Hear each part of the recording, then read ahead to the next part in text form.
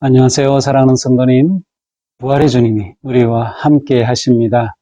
우리와 함께 하시는 주님을 찬양합니다. 기도합시다.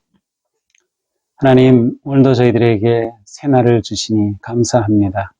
희망을 주시니 감사합니다. 우리의 기도를 들으시는 주님, 오늘도 저희들의 삶이 주님 은혜 안에서 선하고 평화롭고 아름다운 삶 되게 하여 주시옵소서. 예수님 이름으로 기도합니다. 아멘. 네, 오늘 말씀은 출애굽기 4장 18절에서 31절입니다. 제가 한 절씩 나누도록 하겠습니다. 자, 출애굽기 4장 18절입니다. 모세가 그의 장인 이드로에게로 돌아가서 그에게 이르되 내가 애굽에 있는데 형제들에게로 돌아가서 그들이 아직 살아있는지 알아보려 하오니 나로 가게 하소서. 이드로가 모세에게 평안히 가라 하니라. 자, 어제의 말씀에서 우리는 이제 모세가 떨기나무, 그러니까 불타는 떨기나무 가운데서 하나님을 만나게 되었고, 그 하나님으로부터 주시는 그러한 그 사명을 받게 됩니다. 모세는 자기가 이것을 감당할 수 없다고 계속 핑계대지만 결국 하나님께서는 함께 해 주시겠다. 그리고 내가 말이 어눌하다면 내 형 아론을 붙여주겠다. 그리고 내 손에 지팡이를 가지고 가라고 하시면서 이제 모세를 세워 주십니다. 자, 이렇게 하나님으로부터 부르심을 받은 모세는 이제 그가 살고 있는 집 미디안으로 돌아가죠. 가서 장인 어른에게 자기가 어떻게 해야 되겠는지 이야기합니다. 여기서는 이제 장인의 이름이 이드로라고 나와서 또 다른 이름으로 이제 나오고 있는데 그 장인의 이름은 그 여러 가지 세 가지의 그 서로 다른 이름으로 이렇게 성경에 등장하고 있습니다. 자, 장인에게 모세가 말하죠. 내 형제들에게로 돌아가겠습니다. 그래서 그들이 아직 살아있는지 알아보겠습니다. 형제에게 돌아가겠다. 바로 그 형제의 민족이 있는 이집트로 돌아가겠다는 말이죠. 아직 살아있는지는 살았는지 죽었는지 알아보겠다는 뜻이라기보다는 어떻게 지내고 있는지 잘 있는지 어떤 상황인지를 알아보겠다는 것입니다. 그러자 이 장인이 말합니다. 평안히 가라. 모세를 축복해 주면서 가라. 평안히 가라고 그렇게 허락합니다. 자, 19절. 여호와께서 미디안에서 모세에게 이르시되 애굽으로 돌아가라. 네 목숨을 노리던 자가 다 죽었느니라. 자, 장인이 허락했고 이제는 하나님께서 또다시 모세를 불러 보내십니다. 미디안에서 모세에게 나타나셔서 호렙산에서 나타났던 하나님께서 이 미디안에서 다시 나타나셔서 말씀하십니다. 이제 너 애굽으로 돌아가라. 너를 찾던 내 목숨을 노리던 자가 다 죽었느니라. 자, 모세의 목숨을 노리던 자들이 모세를 추격하던 때는 40년 전입니다. 40년 지난 지금은 이제 모세가 더 이상 추격을 받지도 않고 위험에 처해 있지도 않은 것 같습니다. 모든 상황이 바뀌었죠. 이 40년은 또 성경에서 한 세대가 바뀌는 것을 의미하기도 합니다.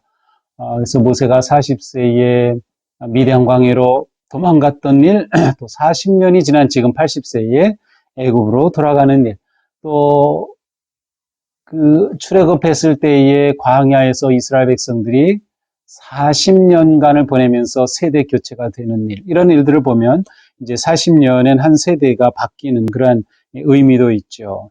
자, 그래서 이제 모세에게 애굽으로 돌아가라고 말씀하십니다. 자, 이 말씀에 순종하여 모세가 20절 아내와 아들들을 나귀에 태우고 애굽으로 돌아가고 가는데 모세가 하나님의 지팡이를 손에 잡았더라. 자, 그 아내를 데리고 십보라죠. 그리고 두 아들들이 있었습니다. 오늘 본문에는 나오지 않지만 앞에서 이미 큰아들 이름은 나왔죠. 게르솜, 나그네가 되었다 하는 의미로 게르솜이라는 큰아들의 이름은 등장했는데 둘째 아들 이름은 이제 한참 뒤에 18장에 가서야 등장합니다. 엘리에셀이라는 이름으로 나타납니다. 그래서 아내와 아들들을 나귀에 태우고 애굽으로 돌아가게 되죠. 근데 모세 손에 잡힌 지팡이는 무슨 지팡이입니까? 하나님의 지팡이. 앞에서는 모세의 지팡이였습니다. 그런데 하나님의 지팡이라고 아예 명칭이 바뀝니다. 모세 손에 잡힌 그의 지팡이는 더 이상 그 개인의 지팡이가 아니었어요. 인간의 지팡이가 아니었어요. 이제는 하나님의 지팡이를 손에 잡고 애굽으로 향합니다. 21절 여호와께서 모세에게 이르시되 내가 애굽으로 들어가거든 내가 내 손에 준 이적을 바로 앞에서 행하라. 그러나 내가 그의 마음을 완악하게 한즉 그가 백성을 보내주지 아니하리라. 자, 내 손에 준 이적, 내 손에 무엇을 줬어요? 지팡이를 줬죠. 이 지팡이로 이적을 행하라. 그런데 하나님께서는 경고하십니다. 애굽이 바로가 그렇게 호락호락 쉽게 내보내지 않을 것이다 라는 것이죠.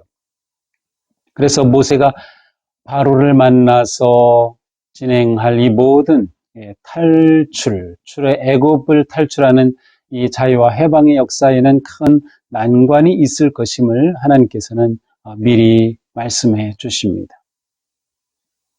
22절 너는 바로에게 이르기를 여호와의 말씀에 이스라엘은 내 아들 내 장자라.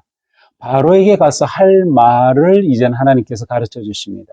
바로에게 가서 할 첫 번째 말은 이스라엘 이 백성들 이스라엘은 내 아들 내 장자라. 원래는 내 장자라 그런 뜻인데 내 아들 내 장자라고 좀 반복적인 표현을 사용하고 있습니다. 내 장자다.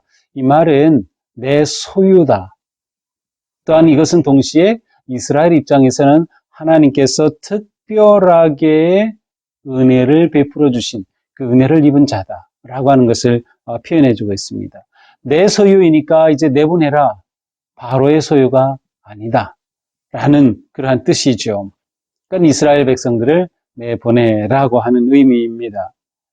자, 23절 계속해서 말씀해 주시죠. 내가 내게 이르기를 내 아들을 보내어 주어 나를 섬기게 하라 하여도 내가 보내주기를 거절하리니 내가 내 아들 네 장자를 죽이리라 하셨다 하라 하시니라.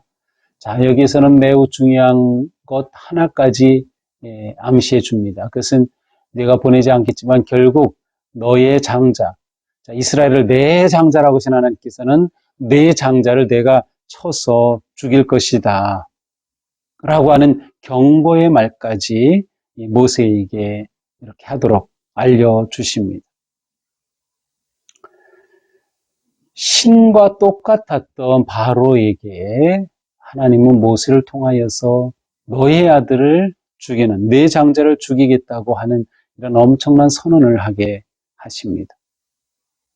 하나님의 아주 깊고 놀라운 뜻과 계획을 이루어 가실 그런 의지가 분명하게 드러나고 있습니다. 자, 이제 모세가 애굽으로 향하죠. 24절 모세가 길을 가다가 숙소에 있을 때에 정확히 어디인지는 알 수 없어요. 하지만 이제 미디안을 떠나서 가고 있는 중입니다. 그런데 한 숙소에 있을 때에 여호와께서 그를 만나 죽이려 하신지라.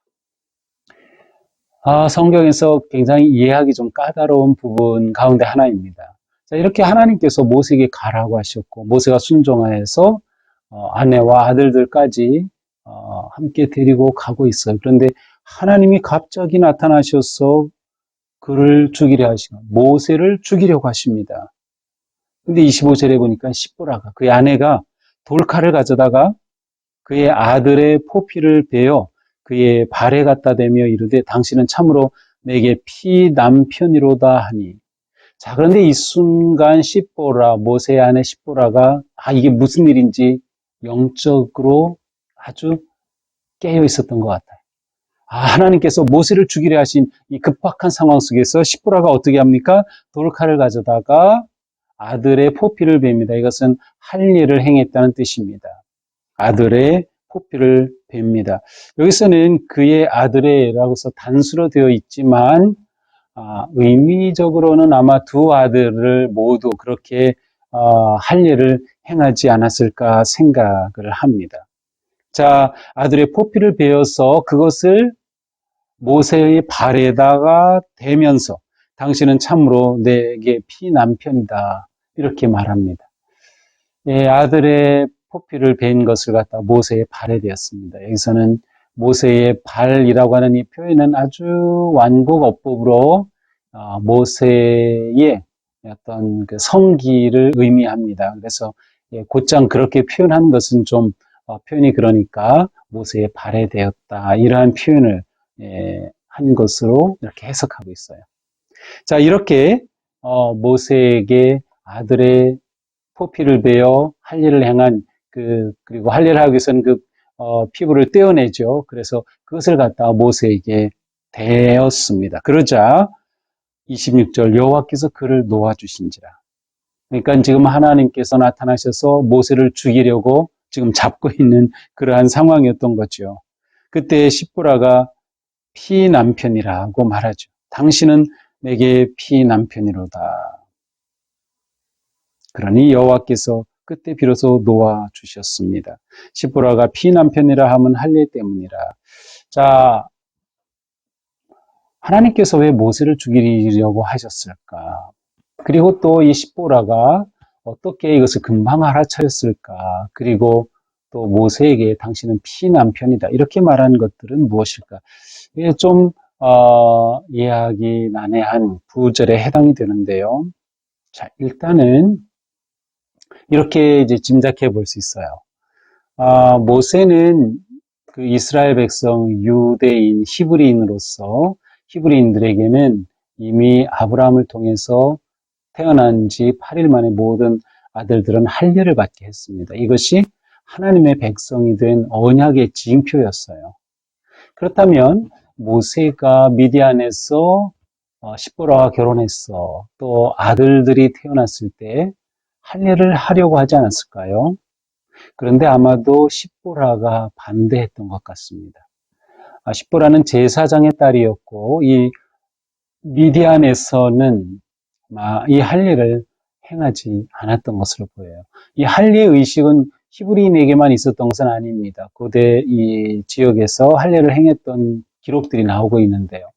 자, 어쨌든 십보라는 아마 이것을 기억했던 것이 아닌가 싶어요. 남편이 아들을 낳자 할례를 행하려고 했는데 자기가 거절했던 것. 그리고 그 할례가 무엇인지는 십보라가 알았겠죠. 충분히. 모세가 설명을 했을 터이고 또 다른 지역에서 할례를 행하는 것에 대해서 알고 있었을 수도 있어요. 자, 그렇다고 하면 십보라는 하나님께서 죽이시려고 한다? 이것이 아닐까 금방 그것을 알아챘고 아들의 포피를 베어서 할례를 행함으로 위기를 모면하게 됩니다. 자, 그렇다면 하나님은 왜 죽이시려고 했을까를 생각해 볼 수 있어요. 자, 지금 모세는 히브리 백성들을 구하러 애굽으로 갑니다. 하나님의 언약 백성이죠. 자, 그런데 정작 자기 자신은 아들조차 할례를 행하지 않은 겁니다. 하나님의 언약 백성의 표조차 없어요. 이것은 모세로서 지도자로서 합당치 않은 거죠. 하나님 보시기에도 합당하지 않은 겁니다. 그러니까 하나님께서는 모세를 정말로 죽이시려고 했던 것일까? 그것은 모르겠어요. 하지만 이와 같이 행하심으로 모세로 하여금 그의 가정이 하나님의 언약 백성으로 구별되게 준비시킨 것이다 하는 것을 알 수 있습니다. 자, 그러면 십보라가 모세를 향해서 당신은 내 피남편이다 해서 피는 피 흘린 그것을 말합니다. 피남편이다라고 말한 뜻은 무엇일까요? 십보라는 미디안 백성입니다. 하나님의 언약 백성이 아니죠. 그런데 아들의 피를 흘림으로 남편을 구했을 뿐만 아니라 아들의 할례를 통하여서 그 가정이 하나님의 언약 백성으로 확인이 됩니다. 그렇게 되면 자연스럽게 시보라 자신도 이제 하나님의 백성의 일원으로 들어가는 것이죠. 이렇게 하여서 모세가 십보라의 남편으로서 자신은 그 남편인 모세의 아내로서 언약 백성이 되었음을. 그런데 그것이 무엇을 계기로 되었냐면 아들의 피 흘림을 통해서 이루어진 것임을 표현하는 것이 바로 당신은 나의 피남편이다 라고 말한 것으로 이해할 수 있습니다. 물론 여기서 이제 좀 더 해석하는 분들은 이렇게 아들의 피 흘려서 모세가 구원을 받은 셈이죠. 그리고 그 가족이 언약 백성으로 들어간 것이 마치 이제 나중에 출애굽할 때 6월절에 그 어린 양의 피를 또한 상징하는 것이다라고 해석하는 분들도 있습니다. 자, 어쨌든 우리는 오늘 이 본문을 통해서 이 한 사건을 이렇게 해석해 볼 수 있는 것이죠. 자, 이렇게 된 후에 이 출애굽기를 쭉 보면 더 이상 십보라와 또 아들들에 관해서 나오지 않습니다. 아무 기록이 나오지 않고요. 언제 등장하냐면 18장에 가서 출애굽기 18장에 가서 등장. 그때는 언젠가면 이미 출애굽을 해서 아말렉과 전투까지 한 다음입니다. 그렇게 본다면 거기에서 이게 나오는 18장에 나오는 장면은 이제 장인 이드로가 그 모세의 아내와 두 아들들을 데리고 모세를 만나는 장면이에요. 그런 것을 본다면 이 할례 사건 후에 곧장 십보라와 두 아들들은 고향으로 다시 미디안으로 돌려보냈다라고 추측해 볼 수 있습니다. 그리고 저는 이 추측이 굉장히 신빙성이 있다고 생각을 합니다. 전체로 볼 때. 그래서 이 사건은 바로 모세가 가족을 구별하게 하고 언약 백성의 표를 확인하게 하고 십보라가 언약 백성 가운데 들어오게 되는 그러한 중요한 사건이며 이 사건이 이렇게 하나님의 뜻대로 이루어지면서 다시 그들을 가족은 미디안으로 돌려보낸 것으로 보입니다. 자, 이렇게 하면서 하나님께서는 27절에 보니까 아론에게도 동시에 말씀하고 계셔요. 그래서 아론에게 광야로 가서 모세를 맞이하라고 합니다. 그래서 하나님께서는 모세를 보내셨고 또 아론을 보내셔서 둘이 동시에 한 곳에서 만나죠. 하나님의 산에서 만나게 됩니다. 이 둘은 서로 입맞추게 되죠. 40년 만에 상봉입니다. 자, 28절 모세가 여호와께서 자기에게 분바여 보내신 모든 말씀과 여호와께서 자기에게 명령하신 모든 이적을 아론에게 알립니다. 아론에게 형이죠. 형에게 자기에게 어떤 일이 있었는지 다 이렇게 세세하게 알려줍니다. 그러자 29절 모세와 아론이 가서 이스라엘 자손의 모든 장로들을 모으고 히브리인의 지도자들, 장로들을 다 모아놓고서 30절 아론이 여호와께서 모세에게 이르신 모든 말씀을 전하고 아론이 전하였어요. 하나님께서 말씀하신 것처럼 아론이 모세의 대변자 역할을 합니다. 모세가 모든 일들을 이야기해 주자 아론이 이제 그 모든 이야기를 히브리인 백성들의 지도자 장로들 앞에서 다 설명을 합니다. 그리고 이적을 행하였어요. 모세가 이적을 행하게 되자 31절 백성이 믿었습니다. 모세가 처음 하나님께서 부르실 때 염려했던 것, 이 백성이 나를 믿지 않으면 어떻게 합니까? 했던 그 염려가 사라졌어요. 그들이 믿고 하나님께서 이스라엘 자손을 찾으시고 그들의 고난을 살피셨다는 것을 알려주게 되자 이 모든 장로들이 머리 숙여 하나님께 경배합니다. 자, 이것이 오늘의 말씀입니다. 예, 참 모세가 애굽으로 돌아가기까지 쉽지가 않네요. 네, 오늘 말씀을 보면서 첫째로는 하나님께서의 모든 것을 주도적으로 일하신다. 그래서 하나님이 역사의 주인이심을 분명하게 드러냅니다. 하나님은 모세에게도 말씀하시고 또 이드로를 통하여서 모세가 가도록 허락하게 하셨고 또 아론에게는 또 형을 만나라고 해서 하나님께서 동시적으로 일하시는 거죠. 이 전체를 하나님께서 지금 이끌어 가십니다. 그리고 할례의 를 통하여서 모세의 가족을 또 새롭게 구별하여 세우시는 이 모든 것을 주도하시는 하나님을 우리가 보게 됩니다. 결국 우리의 삶은 하나님의 인도하심과 역사하심 가운데 있다. 우리에게 중요한 것은 그 하나님의 뜻을 분별하며 하나님께 순종하는 것이다. 하는 거죠. 하나님께 순종하는 삶. 그것이 우리에게는 진정한 삶입니다. 자, 또 한편으로 우리는 하나님께서는 가족을 굉장히 소중하게 여기신다는 거죠. 모세의 가족을 귀하게 여기셨고 그 가족이 구별되기를 원하셨어요. 따라서 우리도 우리의 가족이 하나님 앞에 거룩하게 구별되기 위해 힘써야 합니다. 우리 가운데는 자기 혼자 예수님을 믿는 그런 분들도 있을 수 있고요. 또 남편이 예수님을 믿지 않아서 힘든 분이 계실 수도 있고, 가족이 함께 신앙생활하지 않는 것이 마음에 부담이 있는 분들도 계실 거예요. 하지만 하나님께서는 우리가 가족을 위한 사명을 받았다는 것을 알기를 원하셔요. 우리에게는 그것이 사명입니다. 그래서 우리 가족이 정말로 모두 하나님을 믿게 되고 온 가족이 함께 예배하는 그때를 우리가 기다리고 기대하면서 우리 가정을 하나님께 드리기를 힘쓰는 그러한 삶으로 나아가야 되겠다. 마지막으로 우리 손에 하나님의 지팡이가 들려있는가입니다. 지팡이는 똑같은 지팡이였는데 이전에 모세의 지팡이가 하나님의 지팡이가 되었어요. 그것은 하나님께 맡겼기 때문입니다. 하나님이 잡으셨기 때문입니다. 우리가 하나님께 맡게 될 지팡이가 굉장히 많이 있다고 생각이 됩니다. 우리의 자녀 하나님께 드리고, 우리의 삶 하나님께 드리고, 우리의 일 하나님께 드리고, 우리가 살아가는 모든 것에서 하나님께 드려질 때 그것은 하나님의 지팡이가 됩니다. 하나님의 자녀가 되고, 하나님의 직장이 되고, 하나님의 기업이 되고, 모든 것이 하나님의 지팡이가 되는 것이죠. 내 인생의 지팡이를 하나님께 드려 하나님의 지팡이가 된다면 이제 그 하나님의 지팡이는 하나님의 위대하신 역사와 뜻을 이루는 능력과 은혜의 도구가 될 것입니다.